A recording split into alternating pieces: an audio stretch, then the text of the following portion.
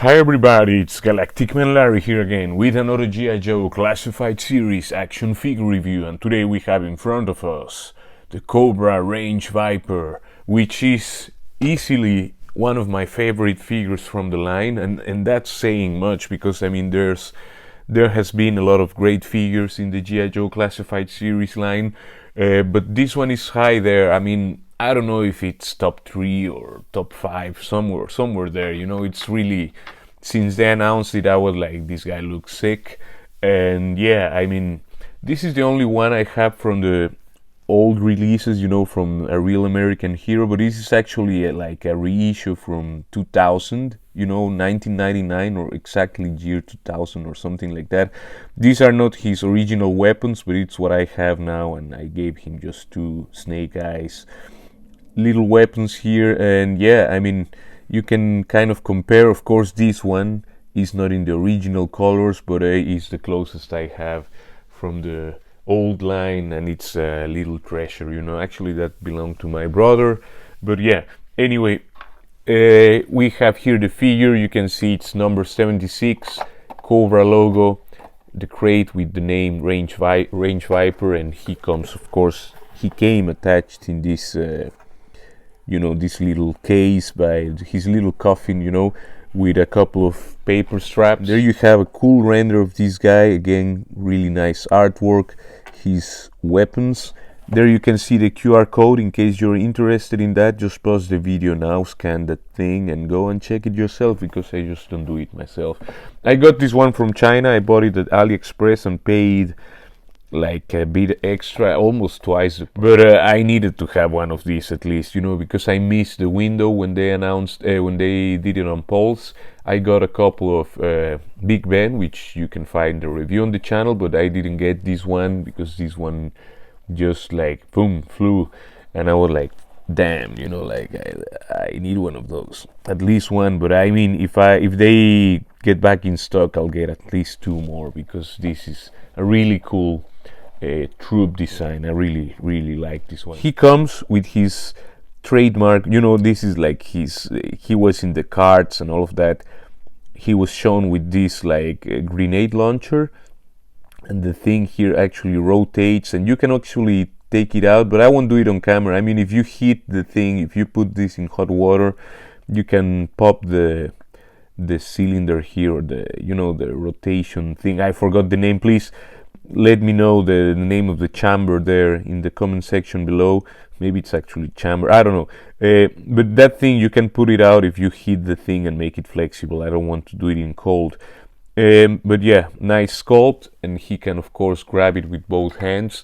He also comes with this heavy machine gun, which of course it comes detached. I mean, this belongs here, but it didn't come mounted on, so you have to put it on yourself. But this is the heavy machine gun, which is also really nice and exclusive to this character so far. If I'm right, please correct me if I'm wrong, but I think it's the only figure which has come with this heavy machine gun so far. Now you have to be careful here, but you attach this, you peg the tab here, or tab the tab, or whatever you say, and you have to put the bullets there in position so that they are in the chamber.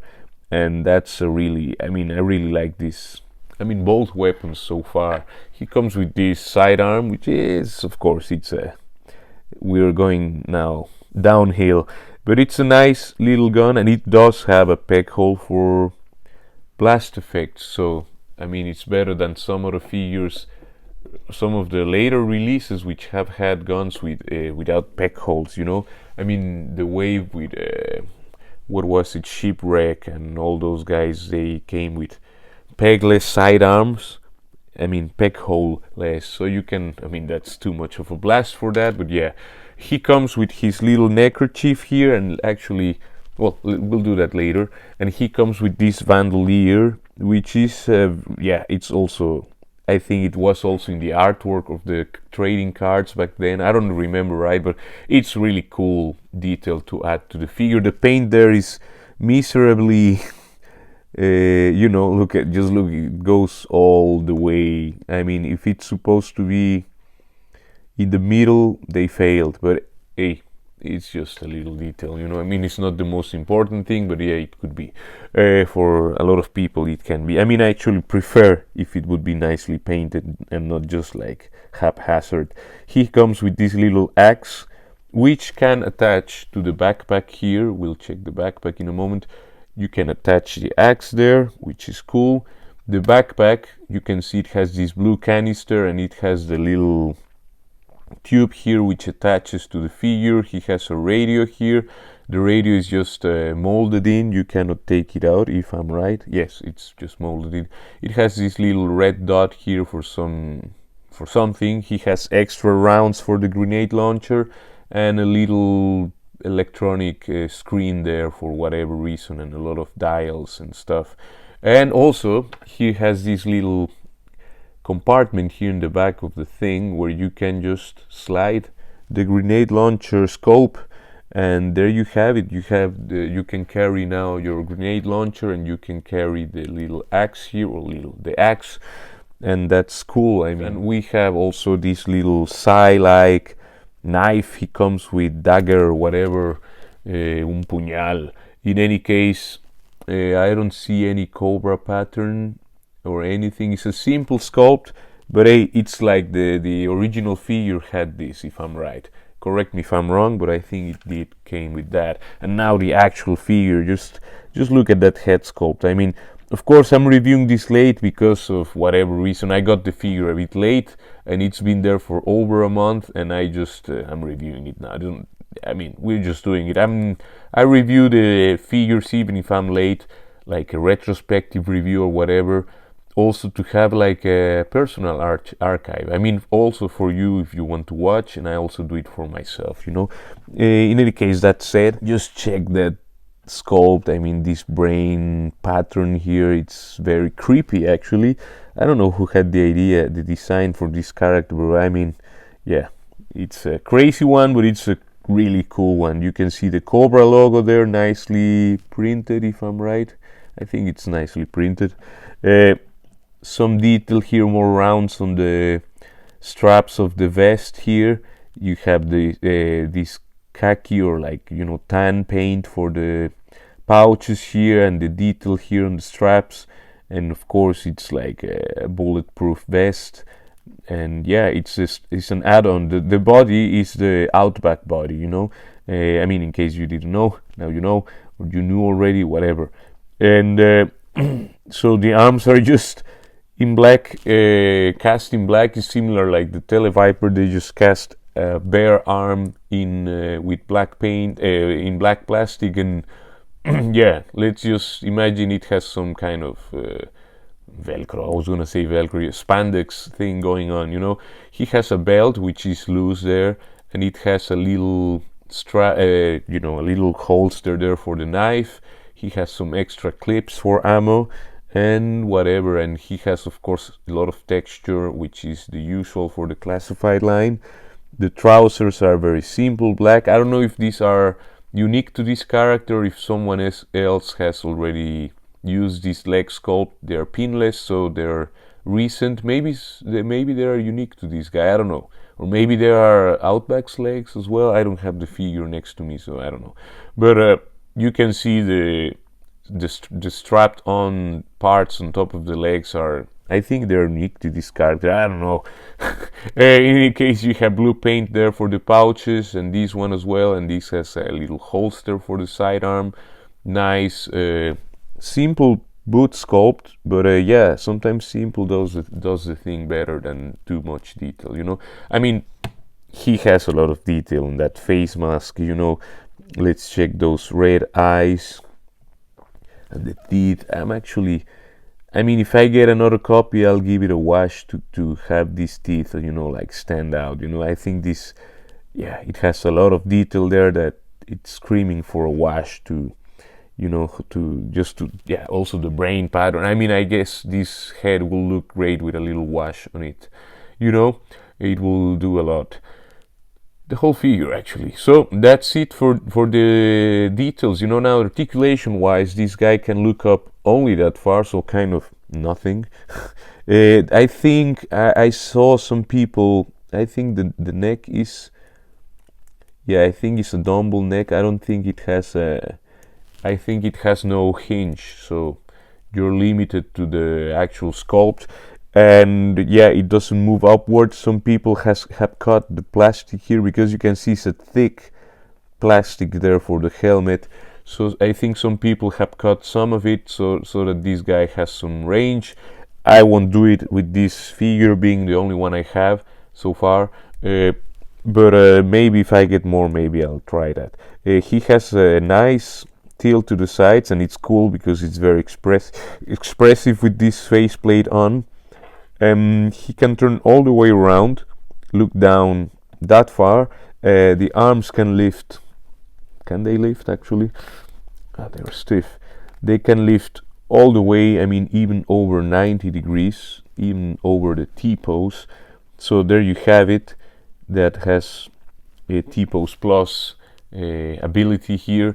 He has a nice butterfly that can go backwards all the way and forwards a decent amount. I mean, he'll be able to properly hold his weapons. Actually, I mean, because of the thickness, actually, I'm saying nonsense. He's able to do a little bit of cross action, you know. He has a bicep cut that can go, I don't know if it can go all the way. I mean, you have to be careful because these arms are actually somewhat thick. But yeah, he has a bicep cut and it can do the adjustments. I don't know if all the way, but he can turn some. He has nice double jointed pinless elbows that can bend that far, and it's great. Even with the amount of sculpt, he can bend that far. The hands, this one has a vertical swivel, and this one has an in and out or horizontal swivel, so that's good. The combination, I think, is adequate, and the hands can turn all the way around. He has an ab crunch, of course, which is hidden by the vest, but as the vest is not going all the way down, you know, he can crunch backwards at least one click, and he can crunch forward. Can he crunch forward? I don't know. Let me actually.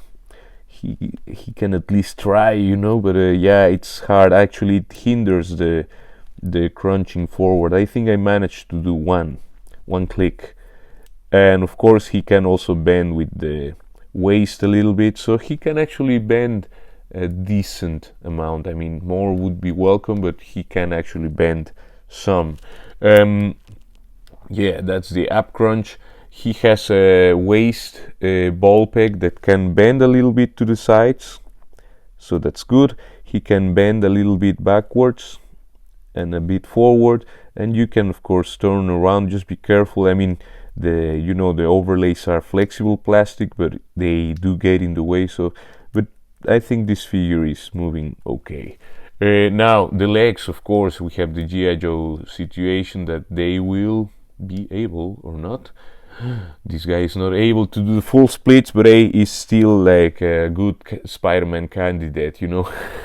In any case, he can kick forwards all the way, and if you do the drop down, he can kick even a little bit further, so that's good. And it's not all floppy, so I'm okay this time with the drop down, even if I'm not the greatest fan. I mean, if the plastic were super sturdy, and well, I haven't had any trouble recently with stress marks, but I don't want to have them. I don't even want to think about those, you know.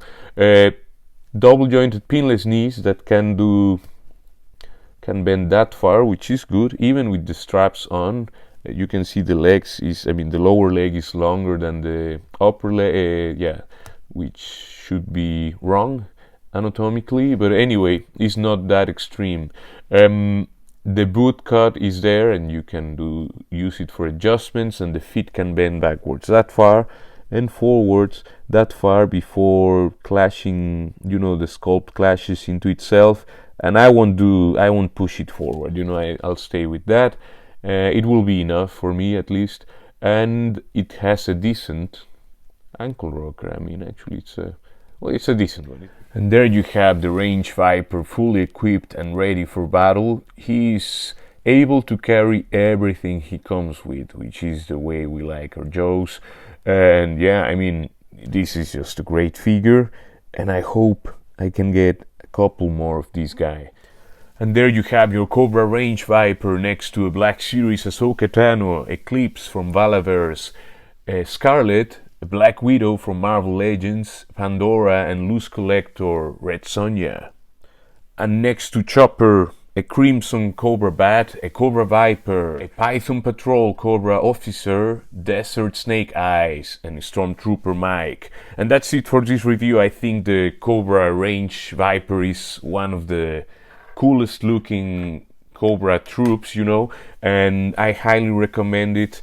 I don't know, I mean, now you can, I don't know if they have restocked there in the States or somewhere else. Here in Europe we currently don't have a restock on these guys, at least not yet, but it's a great figure. I mean, you definitely have to get one of these or a bunch of these if you're collecting G.I. Joe Classified series. So I leave it up to you. So please leave a like, share, comment, subscribe and all of that good stuff. Take care and I will see you in the next one. Ciao, ciao, ciao.